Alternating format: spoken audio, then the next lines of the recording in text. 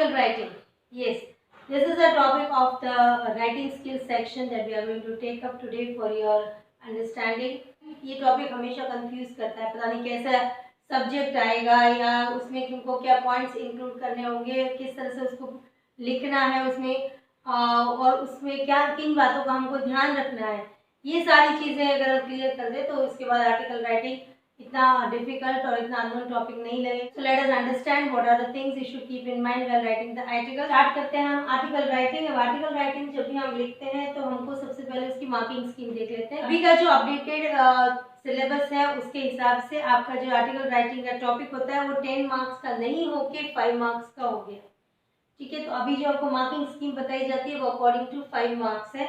तो वो 5 मार्क्स कैसे डिवाइड होते हैं, आपको टाइटल के हाफ मार्क होता है। पहले जो वो 10 मार्क्स का था तो टाइटल 1 मार्क का होता था, लेकिन अब टाइटल हाफ मार्क का होगा। कंटेंट जिसमें आपको 3 to 4 पैराग्राफ्स लिखने होते हैं, 3 पैराग्राफ्स बहुत होते हैं तो 3 पैरास लिखने हैं आपको, और वो उसके मार्क्स है 2। 3 पैराग्राफ्स के मार्क्स है 2। देन ग्रामर जो कि ग्रामेटिकल एक्यूरेसी है उसके लिए 1.5 मार्क है। और उसके बाद आपका जो वर्किंग स्टाइल है, वर्किंग स्टाइल किसको कहेंगे, वर्किंग स्टाइल होता है use of statement, quotes, figures जो आप यूज करते हो, उसके जो आप डाटा डालते हो या जो कोटेशन एक कोट्स लिखते हो, जो स्टेटमेंट लिखते हो या जिसको हम कहते हैं एक सेइंग लिखते हो, तो वो उसकी जो मार्क्स है यानी आपकी जो लिखने की स्टाइल कितनी अट्रैक्टिव है उस पर मार्किंग होती है 1। सो this is how it makes the 5 marks. इस तरह से आपके 5 मार्क्स का ये क्वेश्चन बन जाता है। ये तो थी मार्किंग स्कीम की बात। अब हम बात करते हैं आर्टिकल अगर आपको लिखना है तो आपका टॉपिक क्या होता है, सब्जेक्ट क्या होता है। तो ज़्यादा से ज़्यादा आर्टिकल के क्वेश्चंस होते हैं, आर्टिकल राइटिंग के जो क्वेश्चंस होते हैं उसके अंदर आपको 3 ही टाइप के क्वेश्चंस पूछे जाते हैं। एक वो क्वेश्चंस होते हैं जिसमें एडवांटेजेस होते हैं, किसी चीज़ के एडवांटेजेस, गवर्नमेंट की कोई स्कीम है, कोई न्यू स्कीम है या कोई न्यू इवेंट हो रहा है तो उसके एडवांटेजेस क्या है। बुक फेयर के एडवांटेजेस लिखने हैं आपको, तो उस केस में आपको एडवांटेजेस लिखने की उसके बारे में क्या अच्छा है। कोई स्कीम हो सकती है, गवर्नमेंट स्कीम जैसे मिड डे मील है या स्वच्छ भारत अभियान के लीजिए, कोई और गवर्नमेंट का स्टेप है तो वो या एजुकेशन डिपार्टमेंट का कोई नया प्लान है, कोई नई स्कीम है उससे रिलेटेड जहाँ पे एडवांटेजेस होते हैं तो वहाँ पे सारे एडवांटेजेस ही लिखने के होते हैं। उसके अंदर जो प्लस पॉइंट्स है, उसके जो स्ट्रॉन्ग पॉइंट्स है वो लिखने होते हैं। और कुछ क्वेश्चंस होते हैं जिसमें सिर्फ डिसएडवांटेजेस होते हैं। अब डिसएडवांटेजेस हैं तो उसमें आप हार्मफुल इफेक्ट्स ऑफ स्मोकिंग, तो वहाँ पे सारे डिसएडवांटेजेस आपको लिखने हैं। ठीक है, वहाँ पर एडवांटेजेस तो लिखोगे नहीं। कुछ ऐसे इसमें क्वेश्चंस पूछे जाते हैं जिसमें एडवांटेजेस डिसएडवांटेजेस दोनों होते हैं, प्लस माइनस दोनों पॉइंट्स होते हैं। तो आपको ध्यान रखना है कि इसमें हमको सिर्फ एडवांटेजेस लिखने हैं या डिसएडवांटेजेस लिखने हैं या दोनों को इंक्लूड करना है। और थर्ड टाइप का जो क्वेश्चन होता है वो होता है cause and effect. Cause and effect यानी कोई चीज़, कोई आपको इशू देते हैं, इसमें जनरली जो सोशल इश्यूज होते हैं उनके ऊपर होता है, जैसे चाइल्ड लेबर है या the floods in the metropolitan cities, जो फ्लड्स आता है, occurrence of floods in the metropolitan cities, तो अब इसके कॉज क्या है, इसके रीजन क्या है, ठीक है, और इसके इफेक्ट्स क्या है।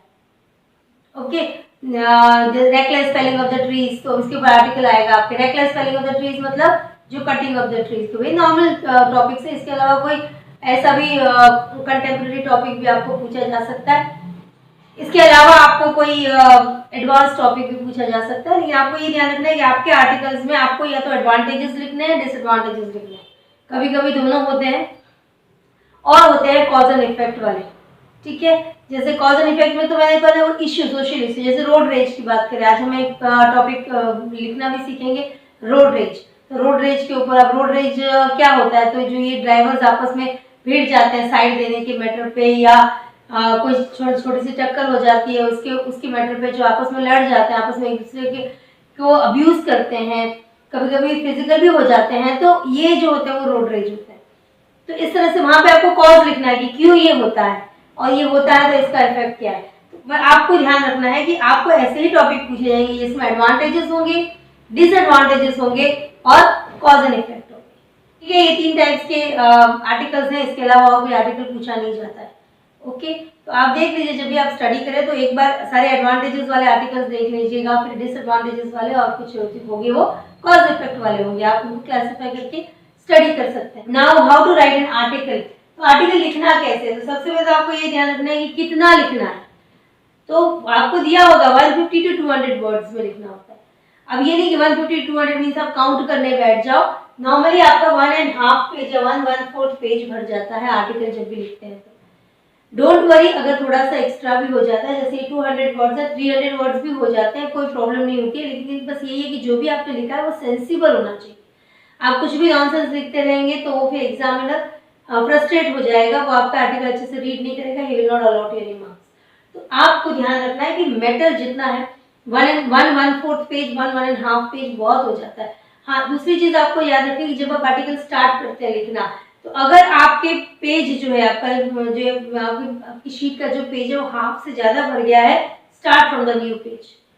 Okay, start from the new page. और हमेशा ये भी चीज ध्यान रखिए कि जैसे आपने क्वेश्चन स्टार्ट किया, क्वेश्चन नंबर जरूर लिखें। क्वेश्चन नंबर लिखने के बाद आपके पास ऑप्शन होते हैं, जैसे उसमें आर्टिकल राइटिंग और रिपोर्ट राइटिंग के बीच में आपको ऑप्शन मिला है।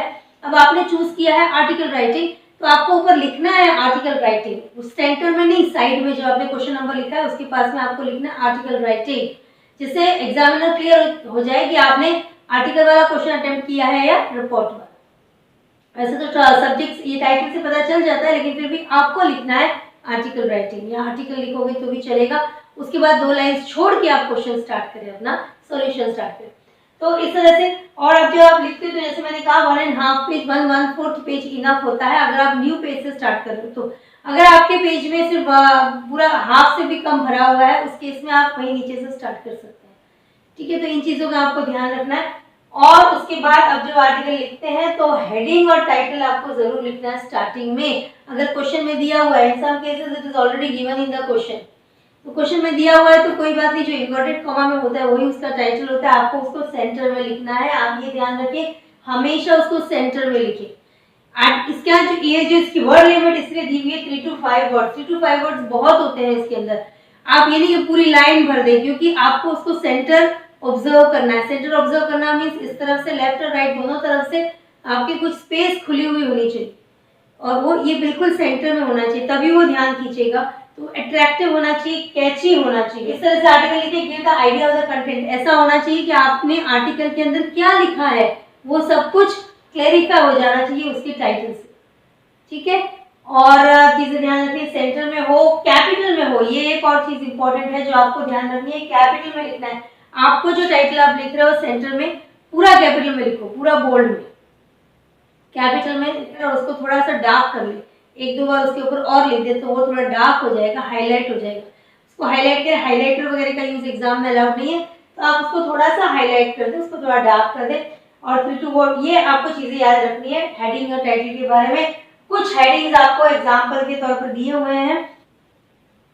Before starting the actual content, that is writing the para 1, what you should keep in mind is आपको नहीं भूलना है बाय लाइन को। बाय लाइन आपको नहीं भूलनी है। जैसे आप टाइटल लिखा आपने और टाइटल के नीचे अंडरलाइन करने के बाद वहीं से नीचे से स्टार्ट करना है बाय लाइन। ठीक है, वो उसी के नीचे से आप थोड़ा सा स्पेस छोड़ के भी कर सकते हो। जैसे आपका टाइटल यहाँ पे आपने लिखा है तो उसके नीचे यहाँ से आप उसकी बाय लाइन स्टार्ट करोगे। बाय लाइन में क्या लिखा जाता है, तो बाय लाइन में लिखा जाता है राइटर्स नेम और उसका डेजिग्नेशन, डैश करके उसका डेजिग्नेशन। तो राइटर्स नेम, जैसे यहाँ पे एग्जांपल दिया है अर्पित, अर्पित ने ये आर्टिकल लिखा है तो आर्टिकल का हेडिंग उसने टाइटल लिख दिया, टाइटल के नीचे वो इस तरह से थोड़ा सा स्पेस छोड़ के या उसके जस्ट नीचे भी लिख सकता है, you will write by line, by Arpit, ये लिखने वाले का नाम है, ये उसका डेजिग्नेशन है हेड बॉय। आप डैश करके लिख सकते हो, कॉमा करके और डैश करके फिर यहाँ पे अगर उसकी कोई क्लास है तो वो क्लास के लिखिए। If is a student, generally आपके ये आता है स्टूडेंट एडिटोरियल्स, जो स्टूडेंट मैगजीन में होता है उसमें आर्टिकल्स लिखने के आते हैं, उस केस में आपको स्टूडेंट का नाम लिखना है और उसका डेजिग्नेशन लिखना है। अगर वो डेजिग्नेशन नहीं है, वो सिर्फ एक स्टूडेंट है, इन दैट केस स्टूडेंट का नाम और फिर इस तरह से डैश करके उसकी स्टैंडर्ड, उसका क्लास लिखना है। ये आपकी बायलाइन होती है। ठीक है, तो बायलाइन बहुत कंपलसरी है, आपको किसी भी आर्टिकल में बायलाइन नहीं भूलनी है। तो टाइटल लिखने के बाद नीचे लिखेंगे byline, then straight away will start writing the content. आपने हेडिंग लिख दिया, हेडिंग लिखने के बाद आपको 1 या 2 लाइन छोड़ देनी है, उसके बाद पैरा 1 स्टार्ट करना है। पैरा 1 में हम क्या लिखेंगे, ये इंट्रोडक्टरी पैरा होता है, यानी आप जिसके बारे में आर्टिकल लिख रहे हो, जो आपका सब्जेक्ट है, उस सब्जेक्ट के कुछ सिर्फ वार्म अप करने हैं कि ये उस सब्जेक्ट के बारे में बताना है कि वो चीज है क्या, व्हाट इज इट अबाउट, ये मेन थिंग है उसकी डेफिनेशन कि वो चीज है क्या। इंट्रोडक्शन देना है कि मैं इस चीज के बारे में आर्टिकल लिखने वाला हूँ, मतलब आपको वहां पे मैं लिखने वाला हूँ ऐसा नहीं लिखना है। स्पेशली आप ध्यान रखें कि जब आप प्रोनाउन यूज करें, आई यूज नहीं करना है, फर्स्ट पर्सन यूज करना है, पर आई यूज नहीं करना है, ठीक है। आर्टिकल बहुत बहुत रेयर केसेस में आई का यूज होता है, आर्टिकल्स में आई का यूज नहीं होता है, वहां पे आप वी का यूज करो, our society, our country, our prime minister, तो वी वगैरह का यूज करो। प्लूरल में फर्स्ट पर्सन प्लूरल यूज करना है, फर्स्ट पर्सन सिंगुलर यानी आई का यूज बहुत कम करना है, इसमें नहीं करना है। देन तो आप ये जनरली आपका इसमें यही आएगा, उसके बारे में डेफिनेशन। डेफिनेशन मतलब ऐसे this can be defined as, ऐसे फॉर्मल डेफिनेशन नहीं लिखनी है आपको, सिर्फ उसको इंट्रोड्यूस करना है आपके टॉपिक को। इस तरह से भी इंट्रोड्यूस कर सकते हैं, इसको इंट्रोड्यूस करने के और तरीके भी है, जैसे कोट से स्टार्ट करो, अगर पॉसिबल है तो वो स्टार्टिंग जो है वो अट्रैक्टिव अगर आपको बनाना है तो इन्वर्टेड कॉमा के अंदर एक कोट लिख दीजिए, एक कोटेशन लिख दीजिए। जैसे फॉर एग्जांपल अगर आप चाइल्ड लेबर पे लिखने वाले हो तो इस तरह से कोट आएगा, education is the birth right of every child, ठीक है। इस तरह से मिड डे मील के ऊपर है, ये तो इश्यू है, और मिड डे मील एक स्कीम है गवर्नमेंट की, तो मिड डे मील के ऊपर है तो लिखने का कि nutritious food is the birth right of every child, okay, या nutritious food is the birth right of every citizen. इस तरह से आपको स्टार्टिंग करनी है, जिससे पता चल जाए कि आप किस चीज के बारे में लिखने वाले हो। देन स्वच्छ भारत अभियान के बारे में अगर आप लिखने वाले हो, फॉर एग्जांपल कोई और दूसरी स्कीम, तो ये जैसे फॉर एग्जांपल स्वच्छ भारत अभियान के बारे में लिखने वाले, तो स्टार्टिंग कैसे करोगे, cleanliness is next to godliness, इससे पता चल जाए कि हाँ कुछ सफाई के बारे में लिखने वाले हैं। देन अगर प्लास्टिक के बारे में है तो से नो टू प्लास्टिक के बारे में आप लिखने वाले हो, उस केस में आप लिखोगे डोंट बी ड्रास्टिक, से नो टू प्लास्टिक। तो इस तरह से आप कुछ भी कैची कोट लिखना है, जरूरी नहीं कोट आपने कहीं सुना हुआ हो, आप अपने मन से भी कोट बना सकते हो। Trees are the green gold on the earth, या कुछ और, जैसे आप किसी और टॉपिक के ऊपर आप लिखने वाले तो आप अपना स्टेटमेंट बना सकते हो, उसको कोट फॉर्म में लिख सकते हो, उसको इंट्रोड्यूस करने के लिए या उसका इंपॉर्टेंस बताने के लिए। देन जैसे आप इंटरनेट के बारे में आप लिख सकते हो, internet has become the part and parcel of our life, तो या part and parcel of our life, इस तरह से आप लिखें। देन मतलब डेफिनेशन लिखनी है, वो है क्या चीज। अगर कुछ और कोड वगैरह नहीं लिख सकते तो स्ट्रेट अवे आप स्टार्ट करो कि mid day meal is the government scheme, is a scheme introduced by our Indian prime minister, so किसने स्टार्ट किया था ये, इसके बारे में कुछ फैक्ट आपको लिखना है। तो इस तरह से जैसे मिड डे मील है तो mid day meal is a very midday meal is a very beneficial scheme that has been started by our honorable prime minister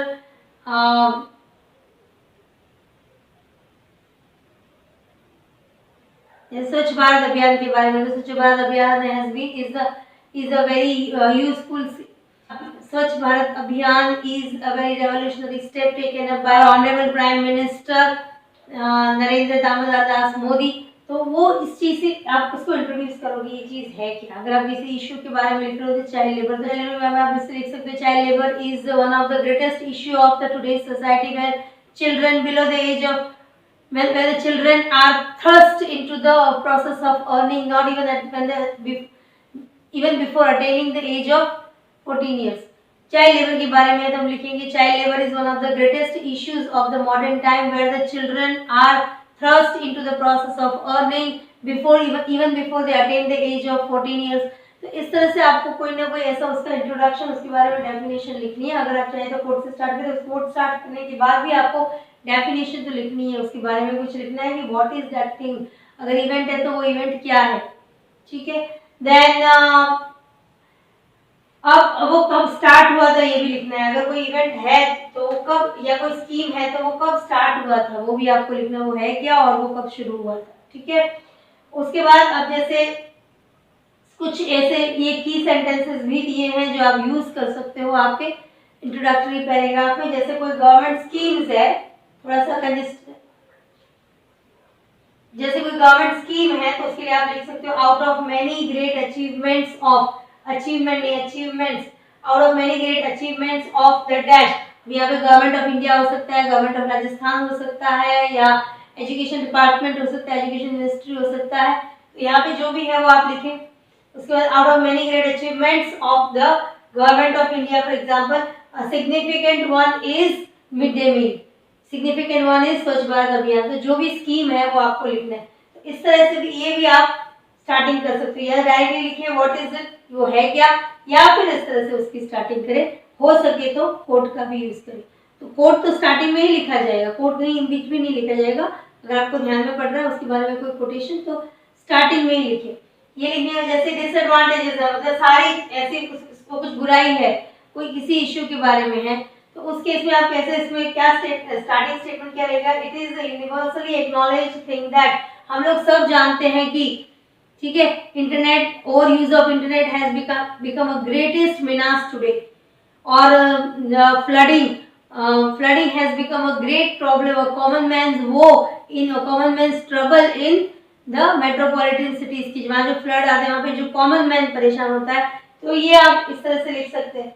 okay, तो ये हाँ आपके ये उन चीजों के लिए रहेगा जो बहुत सारे डिसएडवांटेजेस है। सोशल इशू, बहुत बड़ा सामाजिक इशू है, उसमें आप लिखेंगे in the contemporary world dash has become a great issue, और that has become the greatest issue. अगर ग्रेटेस्ट यूज करें तो द लगाइए। तो ये जो भी इशू है वो इशू यहाँ पे लिखेंगे। चाइल्ड लेबर है तो चाइल्ड लेबर लिखिए, जो भी प्रॉब्लम है सोशल प्रॉब्लम, या dash has become the A part and parcel of each one of ये। और अगर एडवांटेजेस डिसएडवांटेजेस की चीज के लिखने हैं जिसमें अच्छाई बुराई दोनों है, तो उसके इसमें आप ऐसे लिख सकते हो, dash has become a part and parcel of each one of us like in the contemporary world, मतलब आज के वर्ल्ड में ये जो है हमारे लाइफ का पार्ट एंड पार्सल, बहुत इंपॉर्टेंट पार्ट हो गया है। तो जो भी हो, वहाँ पे इंटरनेट हो सकता है, मोबाइल फोन हो सकता है। देन ये लिखने के बाद आप इस तरह से आप मतलब आप स्टार्टिंग लाइन लिख सकते हो, गवर्नमेंट स्कीम के बारे में इस तरह से स्टार्ट कर सकते हो, जिसमें बहुत जो कोई बुराई है, कोई इश्यू है, कोई प्रॉब्लम है, तो ये इस तरह से स्टार्ट कर सकते हो। सोशल इशू है तो इस तरह से इन द कंटेम्प्रेरी वर्ल्ड करके स्टार्ट कर सकते हो। और अगर उसमें एडवांटेजेस डिसएडवांटेजेस दोनों है तो आप ऐसे करें कि वो हमारे पार्ट का हमारी लाइफ का इंपॉर्टेंट पार्ट है अभी, लेकिन उसके अंदर ये बुराइयां हैं, ये अच्छी बात है, और ये कुछ डिसएडवांटेजेस लिमिटेशंस हैं। उसके बाद एक और इम्पॉर्टेंट चीज है, आप इंट्रोडक्टरी पैराग्राफ को ज्यादा अट्रैक्टिव बना सकते हो रिटोरिकल क्वेश्चन से। अब रिटोरिकल क्वेश्चंस क्या होते हैं, तो जैसे मैंने बताया था आपको, ऐसे क्वेश्चंस जिसका आंसर हमको भी पता है और सामने वाले को भी पता है, लेकिन उसको स्ट्रेस देने के लिए, पॉइंट को, हमारे जो बात है या हमारा जो टॉपिक है उसको इम्पोर्टेंस देने के लिए इस तरह से क्वेश्चंस पूछे जा सकते हैं। For example, can we live without water. अब अगर वाटर कंजर्वेशन के ऊपर है या सेव वाटर के ऊपर कोई आर्टिकल आप लिख रहे हो, उसके इसमें आप लिखोगे, इस तरह से क्वेश्चन पूछोगे, can we live without water, क्या हम पानी के बिना जिंदा रह सकते हैं। अब ये चीज़ हम भी जानते हैं और सुनने वाले भी जानते हैं जिनको हम पूछ रहे हैं, तो हम इससे आंसर एक्सपेक्ट नहीं कर रहे हैं, हम उसको यही बताना चाह रहे हैं कि हम पानी के बिना नहीं रह सकते। और उस चीज़ को एम्फोसाइज करने के लिए इस तरह से रिटोरिकल क्वेश्चन में पूछा जाता है, are we all not humans, क्या हम इंसान नहीं है। तो ये जब कोई ऐसी चीज़ जिसमें जैसे चाइल्ड लेबर है तो हम ह्यूमंस नहीं है क्या, वो बच्चे, are all the children are the ignorant children not humans, क्या वो इंसान नहीं है। ठीक है, जैसे अभी जो टीजिंग ऑफ एनिमल्स के ऊपर आर्टिकल्स हैं, या क्रुएलिटी टुवर्ड्स एनिमल्स हैं, या cruelty towards animals in circus है, इस तरह का कोई आर्टिकल्स है, तो उसमें भी आप क्वेश्चन पूछ सकते हो कि don't the animals have the right to live, और don't the animals have right to live freely, don't the animals have right to live happily. इस तरह के क्वेश्चंस पूछे तो वो उससे ये रिटोरिकल क्वेश्चंस भी आपके पॉइंट को, आप कुछ बताना चाहते हो, आप आगे जो लिखना चाहते हो उसको एम्फसाइज करेंगे। इस तरह से आपको स्टार्ट करना है। आपका पैराग्राफ आपको कैची बनाना है, ज़्यादा नहीं, तो 3-4 लाइन्स में ही लिखना है। कोट से स्टार्ट करें, वो चीज़ क्या है उसको इंट्रोड्यूस करें, और वो इवेंट क्या है उसको इंट्रोड्यूस करें। अगर कोई इवेंट है और आपको डेट वगैरह सब पता है कि किस साल में शुरू हुआ था, किसने शुरू किया था, उसके इसमें आप वो भी लिखें। और उसके बाद इस तरह से उसकी स्टार्टिंग लाइन जो है, इसमें से कोई भी एक लाइन आपके टॉपिक के हिसाब से आप लिखें। रिटोरिकल क्वेश्चंस का यूज़ करें अगर पॉसिबल हो तो। ठीक है, this is all about writing the first para. इतना कुछ आप समझ लेंगे तो आपके लिए फर्स्ट पैरा इंट्रोड्यूस करना या लिखना आर्टिकल स्टार्ट करना ज़्यादा डिफिकल्ट नहीं रहेगा। Okay, now will go for the second para.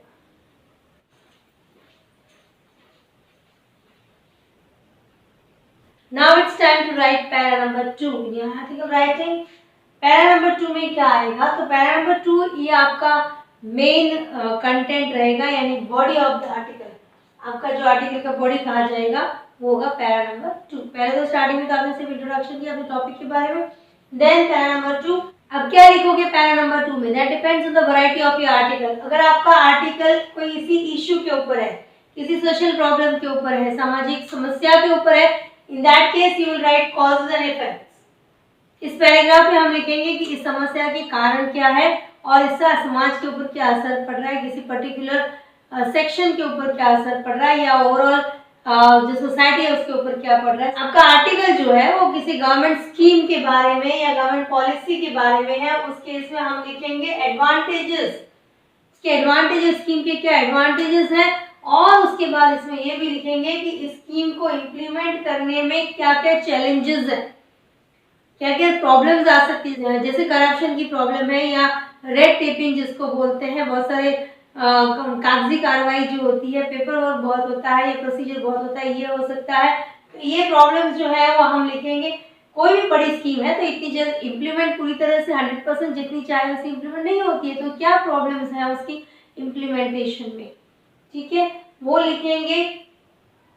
उसके बाद अगर वो कोई मिनर्स है या बैड हैबिट के बारे में है, जैसे स्मोकिंग के बारे में है, या चीटिंग है, चीटिंग इन एग्जाम्स है, ये भी बैड हैबिट्स में आते हैं। अगर वो किसी मिनर्स के बारे में या बैड हैबिट के बारे में है तो हम लिखेंगे इस पैराग्राफ में उसके डिसएडवांटेजेस, उस ट्रबल के, उस प्रॉब्लम के डिसएडवांटेजेस क्या है, ठीक है। तो ये कंटेंट होगा आपका सेकेंड पैराग्राफ का। एंड एग्जाम्पल दिया है कुछ यहाँ पे, जैसे पोल्यूशन के ऊपर पैराग्राफ है, या floods in metropolitan cities, metropolitan में जो फ्लड्स आते हैं तो उसकी जो समस्या है उस केस में, या फिर रोड रेज जैसी कोई प्रॉब्लम है तो क्या कारण है उसके, कॉजेज एंड इफेक्ट्स ये लिखे जाएंगे, ठीक है। पोल्यूशन के क्या कॉजेज है, क्यों पोल्यूशन होता है, या रोड रेज की क्या है, क्या कारण है, क्यों रोड रेज हो जाता है, लोग क्यों लड़ने पे उतारू हो जाते हैं थोड़ी सी छोटी सी बात पे रोड के ऊपर, ड्राइवर्स जो होते हैं वो। और उसके बाद अगर कोई बैड हैबिट है जैसे स्मोकिंग, रैगिंग, ये भी इश्यूज में आते हैं, जनरल इश्यूज में, तो उस केस में हम लिखेंगे उसके डिसएडवांटेजेस और उनको सॉल्व करना क्यों जरूरी है।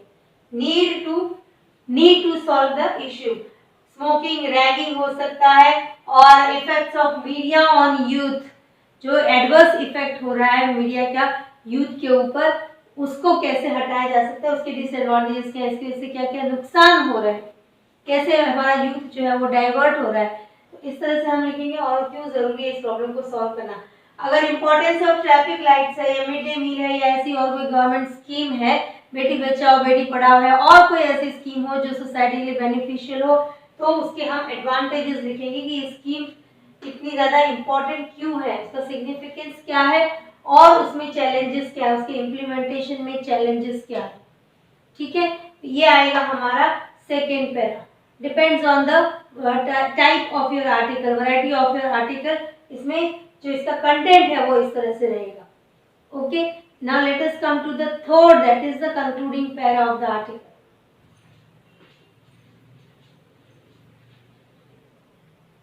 But before going straight over to the third paragraph, एक और चीज इसमें, जैसे मैंने आपको बताया इसमें हम क्या लिखेंगे, इस सेकेंड पैरा में हम क्या लिखते हैं, कॉज एंड इफेक्ट लिखते हैं, एडवांटेजेस या डिसएडवांटेजेस लिखते हैं, और अगर कोई स्कीम है तो उसमें कुछ प्रॉब्लम्स क्या है, चैलेंजेस क्या है, वो भी लिखते हैं।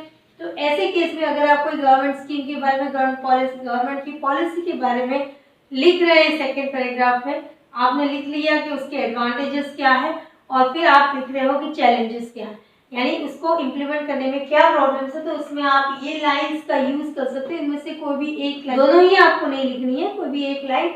But the way to a great destiny is riddled with stones, यानी जो way to the great destiny, अगर आपको कुछ अच्छा ग्रेट अचीवमेंट करनी है तो उसमें आपके कहीं ना कहीं हर्डल्स, कहीं ना कहीं प्रॉब्लम्स आएंगे, ट्रबल्स आएंगे, तो ये बता रहा है। And then success doesn't come without a fair share of challenges, यानी चैलेंजेस के बिना सक्सेस नहीं आ सकता है। ये इस तरह से ये बनाई बताती है कि ऐसी बड़ी स्कीम कोई आएगी, ऐसी बड़ी कोई गवर्नमेंट की पॉलिसी आएगी तो उसमें कुछ ना कुछ ट्रबल्स तो आएगी, रुकावटें आएगी, प्रॉब्लम्स आएगी। उसके बाद आप चैलेंजेस बता दीजिए कि इस स्कीम में क्या क्या चैलेंजेस है। So this is a hint for you if you are writing on a government scheme, कि अगर आप स्कीम लिख रहे हो तो एडवांटेजेस लिखने के बाद चैलेंजेस लिख रहे हो, चैलेंजेस लिखने से पहले इनमें से कोई एक लाइन का यूज करें। Now let us move on to the third para. Third para generally concluding para होता है, जैसे फर्स्ट इंट्रोडक्टरी कंक्लूडिंग पैरा है। इसमें हम क्या लिखते हैं, अगर आपका जो पैराग्राफ है वो किसी यूनिवर्सल प्रॉब्लम के बारे में, जनरल प्रॉब्लम के बारे में है, उस केस में हम अपनी तरफ से सॉल्यूशन या रेमेडियल स्टेप्स बताएंगे कि इस प्रॉब्लम को कैसे सॉल्व किया जा सकता है। उसके बाद अगर कोई सोशल इशू है, सामाजिक इशू है, तो भी हम अपने सजेशंस देंगे इस पैराग्राफ में। In order to solve this problem this can be done. Okay, जैसे रोड रेजिंग की बात कर लो या ब्रेकिंग ऑफ ट्रैफिक सिग्नल्स की बात कर लो, एक्सीडेंट्स की बात कर लो, तो हम उनके लिए सजेशंस क्या कर सकते हैं, जैसे ट्रैफिक डिपार्टमेंट की तरफ से क्या इम्प्रूवमेंट किया जा सकता है। देन प्रेज और hope in case of government policy. अगर गवर्नमेंट पॉलिसी के बारे में बात करें तो हम उसकी प्रशंसा करेंगे, ये पॉलिसी बहुत अच्छी है, तो उसके लिए भी कुछ लाइन लिखी हुई, जैसे उसके लिए हम क्या लिखेंगे, and one day this great policy scheme whatever it is will add another feather to the hat of achievements of our government। हमारे गवर्नमेंट के जो बहुत बड़े बड़े अचीवमेंट्स है, जो इसका नाम और जो नेम एंड फेम जो पूरे वर्ल्ड में बढ़ रहा है, उसकी अचीवमेंट्स में एक और चार चांद लग जाएंगे, एक और फेदर ऐड हो जाएगा उनके अचीवमेंट के हेड में। ये लिखा है सिर्फ इसी के लिए कि होप ऑफ प्रॉमिसिंग फ्यूचर, हमारा फ्यूचर और आगे इसकी वजह से अच्छा हो सकता है। तो ये रिलेट है करता है सिर्फ इसी पॉइंट को। ओके, तो अगर कोई यूनिवर्सल प्रॉब्लम है तो आपको अपने तरफ से रेमेडीज देनी, तो उसके लिए तो कोई लाइन नहीं है, डिपेंड्स ऑन द प्रॉब्लम कि क्या इसके सॉल्यूशन हो सकता है। सोशल इशू में भी यही रहेगा, लेकिन अगर गवर्नमेंट पॉलिसी रहेगी तो इस तरह से हम एक होप के नोट से क्लोजिंग करेंगे कि ये जो पॉलिसी है वो हमको हमारी गवर्नमेंट को और आगे लेकर जाएगी। देन एक टिप्स यहाँ पे लिखी हुई, डोंट बी टू डिस्क्रिप्टिव। आप जब भी आप आर्टिकल लिखते हो आपको ध्यान रखना है, बहुत लंबा चौड़ा आर्टिकल नहीं लिखना है। Follow the word limits. ऐसा तो नहीं है कि आप 200 लाइन से 200 वर्ड से ज़्यादा लिखोगे आपके मार्क्स कट जाएंगे, लेकिन आप अगर कुछ भी वेग लिख रहे हो, मीनिंगलेस लिख रहे हो, बिना मतलब कि उसके वॉल्यूम को बढ़ाने जा रहे हो, तो फिर आपका जो पैराग्राफ है, आपका जो आर्टिकल है वो मीनिंगलेस हो जाएगा, उसका इंपॉर्टेंस खत्म हो जाएगा। अब यहाँ पे जैसे ये लिखा हुआ है मैंने कुछ ऑर्डर, ये आपको ध्यान रखना है जब भी आप अपना आर्टिकल फॉर्मुलेट करते हो। आपके पास एक टॉपिक आया, आप आर्टिकल लिखने जा रहे हो, तो आप फॉलो करो इन चीजों को। सबसे पहले आपको क्या करना है, कलेक्ट योर थॉट्स और जॉट डाउन। आप उस चीज के बारे में, उस टॉपिक के बारे में कितना जानते हो, क्या क्या जानते हो, यानी जो आपको बहुत सेकंड पैराग्राफ में बताया मैंने, कंटेंट लिखना है, तो आपका जो आर्टिकल है वो किससे रिलेटेड है, इश्यू से रिलेटेड है या किसी स्कीम से रिलेटेड है या किसी सोशल प्रॉब्लम से रिलेटेड है। तो उस केस में हमको सबसे पहले तो देखना है कि उसके बारे में हम क्या क्या लिख सकते हैं जो हमको लिखना है उसमें से। उसके बाद आप उनको ऑर्गेनाइज करेंगे, फर्स्ट पैरा में क्या लिखूंगा, सेकंड में क्या लिखूंगा, थर्ड में क्या लिखूंगा। देन फिर से एक ड्राफ्ट बनाए। आप क्या करेंगे, पीछे पेंसिल से थोड़ा रफ में वो उसके आर्टिकल को लिख लीजिए। जब आपके जो जो थॉट्स, आपके आइडियाज आपके दिमाग में आते हैं उनको आप नोट डाउन कर लीजिए। उसके बाद उनको ऑर्गेनाइज कीजिए कि ये फर्स्ट पैराग्राफ में लिखेंगे, ये सेकंड पैराग्राफ में। देन उसको फिर एक फेयर ड्राफ्ट अलग से बनाइए। नहीं बना सकते, पीछे टाइम नहीं है, क्योंकि एक आर्टिकल लिखने के लिए आपको 15 से 20 मिनट से ज़्यादा नहीं लेने, तो टाइम कम पड़ रहा है। तो इसके इसमें आप फटाफट फिर वो उसको ड्राफ्टिंग कर दीजिए, आप फेयर आउट कर दीजिए, एडिट करें थोड़ा सा। अगर आपने एक ड्राफ्ट बनाया है रफ ड्राफ्ट, तो उसको एडिट करें और उसके बाद आप उसको रिप्रेजेंट करें, रीराइट करें आगे की तरफ। ठीक है, तो इस तरह से ये ऑर्डर को फॉलो करना है। Collect your thoughts, jot them down रफली, उसको थोड़ा सा छोटे पॉइंट से पेंसिल से पीछे कहीं लिख दीजिए, उनको ऑर्गेनाइज कीजिए। फिर एक और छोटा सा ड्राफ्ट बना दीजिए कि ये लाइन ऐसे लिखूंगा रफ में, और फिर उसमें कुछ चेंजेस है तो थोड़े एडिट कर दीजिए और उसके बाद उनको वापस से रीराइट कीजिए। So you follow the order and then you will see that your article comes out to be a perfect one. ठीक है, we note down all these points and then you'll see one article on road rage. This is one sample article I have written on road rage. Road rage का title दिया road rage a serious social issue. अब यहाँ पे ऐसे byline लिखी है। Then I start the introductory paragraph. Road rage क्या है उसकी definition लिखी है, is a rude action verbal insult, physical threat, dangerous driving method, फिर an attempt to show frustration, बहुत तेज से गाड़ी चलाते हैं या किसी तरह से जो रूल्स सिग्नल्स ब्रेक करते हुए चलते हैं, वर्बल इंसल्ट करते हैं, चलते चलते जो दूसरे ड्राइवर्स हैं उनको कोई अब्यूजिव वर्ड्स बोलते हुए जाते हैं, तो ये सब रोड रेज में आता है. This attitude of the drivers has become common scene on the roads today. आजकल बहुत कॉमन हो गया. एक रेटोरिकल क्वेश्चन मैंने इसमें डाला है. Are we not just flinging the noble feelings of fraternity and tolerance for which our great nation is famous for? कि हमारा देश जिसके लिए फेमस है वो फ्रेटर्निटी, भाईचारा या टॉलरेंस, एक दूसरे को लेकर चलना, उस फीलिंग को हम फ्लिंग अप नहीं कर रहे, उस फीलिंग को हमने कहीं उड़ा नहीं दिया है. तो ये क्वेश्चन है, ये बताता है कि ऐसा हमने किया है. Then go to the next paragraph. इसमें हम लिखेंगे कि ये क्यों होता है या इसके डिसएडवांटेजेस क्या है. It is very hurting to observe that the riders and drivers of the vehicles today have become highly intolerant and lacking in the most of the road sense. Road sense भूल गए वो रास्ते में कैसे चलना है उनको. The drivers take up a quarrel even on trivial matters. छोटी छोटी बातों पे लड़ने झगड़ने लगते हैं. जैसे छोटी छोटी बातों पे लड़ने और झगड़ने लगते हैं. जैसे मैटर्स ऑफ कौन से मैटर, ओवरटेकिंग पे की बात पे या साइड्स देने की बात पे. Then some of the rage actions on the roads may take the form of altercations यानी वर्बल फाइट. ये सिर्फ मीनिंग लिखी हुई है, आपको वहाँ आर्टिकल में नहीं लिखनी है. ऑल्टरकेशंस यानी झगड़े में के रूप में आ जाते हैं. और असॉल्ट कभी कभी, दिस इज असॉल्ट. असॉल्ट मतलब फिजिकल अटैक, मारामारी में आ जाते हैं. देन कोलाइजन्स, आपस में टकरा देते हैं, जो इनकी जो गाड़ियाँ होती है उनको टकरा देते हैं. This issue has taken up such a deadly phase that sometimes even the innocent drivers are held up and beaten. जो ड्राइवर की कुछ गलती नहीं है उसको भी पकड़ के मारा जाता है. तो इस तरह से ये रोड रेज का है. Now this is the issue. ये इसके डिसएडवांटेजेस हैं, ये प्रॉब्लम के बारे में बताया गया है. फिर इसके आप लास्ट पैराग्राफ में इसका सोल्यूशन देना, सजेशन देना है. सजेशन में हम ये लिख सकते हैं कि the road rules should be made stricter and stricter, or some traffic authorities must be assigned the duties on the required distances. Yeah, the CCTV cameras should be installed at the desired distances on the roads. ये सारी चीजें आप solution के रूप में दे सकते हैं, so that this problem can be solved. Hope, ray of hope के साथ इसको एंड करना है आपको. if the authorities are rise up from their slumber or take the immediate steps, then this problem may be solved. इस तरह से आप करके उसको कंक्लूड कर दिए. तो आपको जो हिंट्स दी गई है आज की क्लास में उनको यूज करके आप अलग अलग टॉपिक्स के ऊपर अपने आर्टिकल्स फॉर्मुलेट करें. अगर आपके पास जो मैटर है उसमें से आर्टिकल्स रीड करें. So if you do this, if you practice in this way, definitely you will be successful in writing the article in exam. Okay, so keep practicing. Thank you very much.